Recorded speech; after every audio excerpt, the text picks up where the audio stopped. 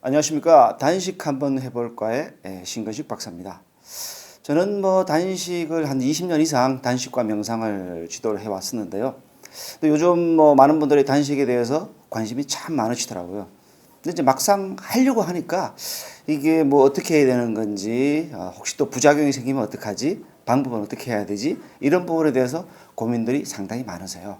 그래서 그런 분들에게 이제 도움을 주기 위해서 이 과정을 개설을 했고요.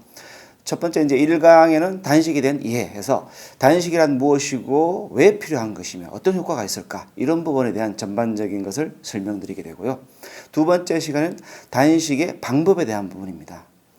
많은 분들이 단식하면 무조건 굶는 거라고 생각하시는데 먹는 것도 있습니다. 굶기도 하지만은. 그리고 단식은 수많은 방법들이 있어요.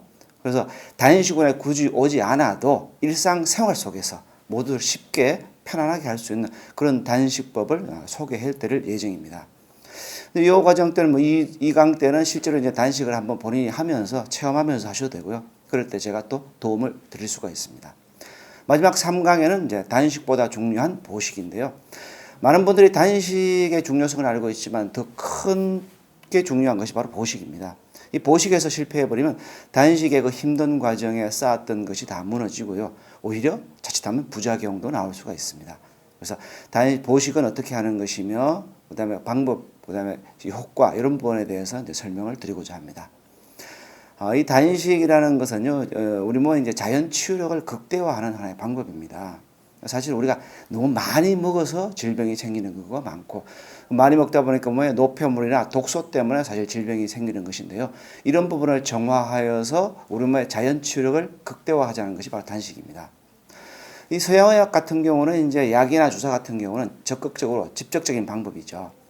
그런데 단식 같은 경우는 이제 그 간접적으로 치료하는 방법이며, 단식을 하다 보면요, 실제로 몸의 병이 치유되는 것을 많이 경험을 합니다.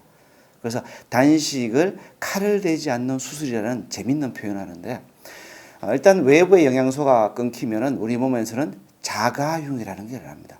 이 자가융이라는 것은요, 우리 몸의 신체 조직을 영양으로 해서 우리 몸의 생명을 유지하는 것인데, 가장 먼저 우리 몸에 불필요한 요소인 독소라든지 노폐물들, 그리고 병 조직을 태워서 그걸 가지고 생명을 유지합니다.